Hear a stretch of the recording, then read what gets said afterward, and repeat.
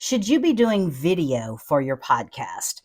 This topic actually came up in a Facebook group where I'm involved in during this past week. And my answer to the question varied greatly from the original poster. The original poster posted a quote from an interview he did with an audio RSS feed hosting company CEO who said, you don't have to worry about video if you're a podcaster. Audio is plenty. And he really wanted to make people feel not guilty and didn't want them to feel pressure to do video like a lot of people feel pressured to do. So today I thought we could have an honest discussion about whether video would pay off for you and your podcast and whether you should really be doing it. And I can't have an honest conversation about video podcasting without recognizing that it is a very different experience for women versus men when it comes to video. If you're a guy, you can wake up in the morning and still be in bed, bedhead, unshaven, maybe not even have a shirt on. And you can pick up your phone right off your nightstand and you can turn it on and record yourself and say something amazing. And your followers will be like, bro, that is fire. Or cool, man, keep it up. This is exactly what you need to be telling us or what I needed to hear from you. And you get all kind of support for being like genius first thing in the morning. Whenever women pick up the video camera, and if we tried to do the same thing, number one, if we did it while we were still in bed, we would be accused of trying to be seductive, or we would have other women that would be trying to crucify us because we hadn't taken off our makeup from the night before, or we hadn't washed our face, or we hadn't brushed our hair, maybe that we hadn't even made the bed yet, or done something that is the pressure that we feel to feel like we've got our stuff together. And we wouldn't be able to do those same videos that men do because even women are cruel to each other when it comes to being critical of how we come across on video. And I've seen it before in some of the mastermind groups I'm in where women will point to a certain creator. And to be honest, most often it's a creator that's creating more than they are and it probably ahead of them. And they see how she might show up after she's come out of the gym with no makeup on, or maybe she's got a hat on or her hair's in a ponytail. And they say, so-and-so just doesn't even fix up. Come on, at least try a little. And so we get this kind of mean girl vibe from other women trying to create content. Additionally, for women, we also feel like we have to have the perfect house or the perfect background or the perfect office or Instagram perfect whatever. And we have to do all these things before we get on video. And we let that barrier get in our way. We let that hold us back way more than the guys do, because guys will just go in any old dirty old place, the gym, the locker room, wherever, and start filming, and hey, they're good to go. And women, it becomes a whole production. You've got to have the perfect hair day. You've got to have no blemishes. You've got to have your makeup on. You've got to have the house done. I mean, I'm recording this. I'm not even at my house. I'm at my in-laws' house. I've been staying with them the past few months, but I can't let where I am stop my content creation efforts. So I'm sitting here in the living room, dining room area, the only place I can find to get a quiet moment to record, and I still have to create content.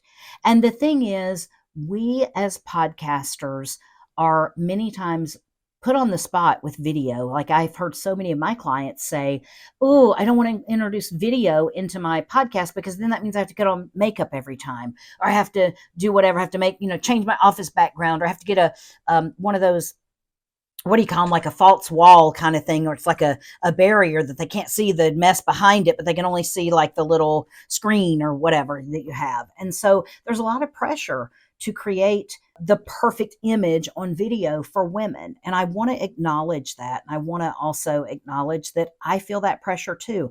I understand that I'm not a 22-year-old beauty queen, and I'm not someone that you're looking at for eye candy. But I also understand if I didn't make the attempt to put on makeup, if I didn't draw my eyebrows back in, if I didn't fix my hair and I didn't shower and I didn't even try, that it would present a barrier for you actually listening to my content. So I want to remove as many barriers as possible as I can today. Can't make myself a 22-year-old supermodel, but I could only be the chubby middle-aged white woman that I am and present to you on video. So I'm not going to let that stop me, and I would encourage you not to let it stop you either. So today I really want to cover 4 main reasons why you want to incorporate video for your podcast. Most of you are already recording video on Zoom anyway. You have a better conversation when you can see each other. You don't interrupt as much, and you feel like you have more of a connection, and you feel like someone's actually more engaged in the conversation when you actually have them on video. So you're already creating video content, but many of you aren't using it for your podcast or anything related to your podcast. And that's a missed opportunity. So that's point number 1. When you record video for your podcast content, you have far more options when it comes to repurposing your content for your social media and for the distribution of your content in general.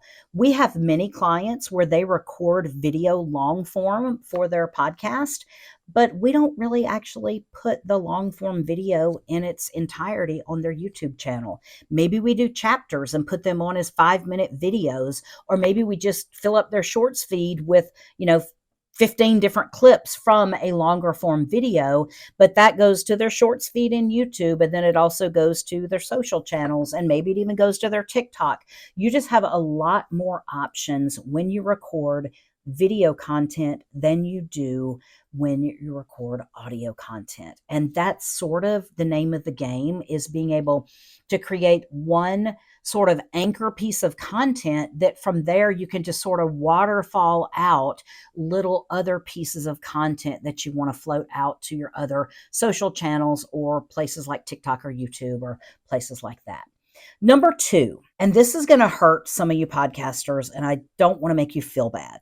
And I understand, like, as a podcaster myself, I know there are times when I've gotten lazy, and there are times whenever we tend to do the lazy way out. And so I'm not saying this to offend you, but I'm saying it to reassure you. Many times a talking head video, in other words, you and your guest on Zoom, are not going to be the most compelling type of video to watch on YouTube. And with that being said, you might think, well, why should we even record it? Why are we even going to do anything with it? With the right video editing, and what the right video editing for YouTube is a whole different ball of wax, but I can give you some ideas. With the right video editing on that interview, it can actually become a highly engaged video and a fun video to watch on YouTube. It's never going to be just, slap your intro on it, slap your outro on it, and air it from start to finish on YouTube with no edits. It's never going to be that. But with the right video editor, which is, something obviously my company does and we know about, and so you'll see even with this video, we've got B-roll in it where things are moving every 30 seconds or so. There's some sort of movement, there's some sort of graphic, there's some sort of annotation that comes up that's happening with the video, because YouTube needs that to keep you interested. But that can also be done with your longer form video content. So even though you wouldn't just go, here's my 55-minute video interview, and that's the mistake a lot of podcasters make, is they just slap a 55-minute video of 2 talking heads up on YouTube and wonder why it hasn't garnered 100,000 views. And it's because you haven't made it watchable in YouTube world. And that's what good video editing will do. So I say that to say, you don't have to create separate content. You can just hire a good editor.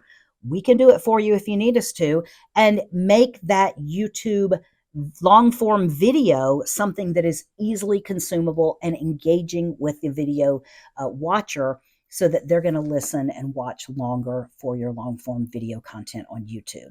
So that's number 2. Number 3, why in the world do you want to put yourself on YouTube? You're not a YouTuber, you're a podcaster, right?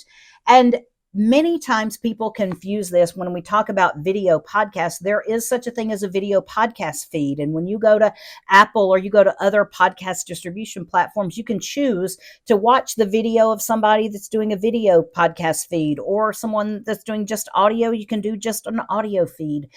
But most of the time, we have the most leverage with video and the video from our podcast when we actually put it on YouTube. So, one thing you need to understand is that YouTube is the second largest search platform in the world, second only to Google.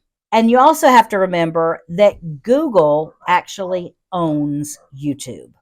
So, more often than not, you're going to automatically qualify for more organic traffic when your videos and your YouTube content and your podcast and your blog post and all of those play into a very rich Google algorithm to bring up lots of your ideal listeners who are looking for your content. So whether they're listeners on YouTube, you're not going to get credit for that in your RSS feed, but you will get people finding you because of the search value of your videos. So you want to open up more organic traffic and not have to pay for all the traffic that you get.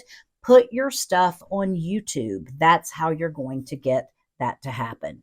And number 4, and it's so funny because I can remember back in the day, I can remember us saying 2013 is the year of video. And we were all podcasting at that point in time going, 2013 is the year of video. Oh my God, we've got to do video.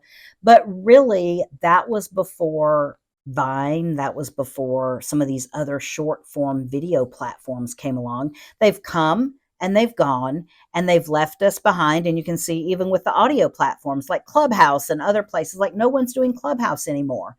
But many times we want to ignore the things that we feel like are too hard or too difficult to accomplish. And I'll tell you that you as a content creator, ignore video at your own peril. We're just in a day and age where video is so highly consumable. TikTok is there. It's getting tons of views, millions and billions of views every single day.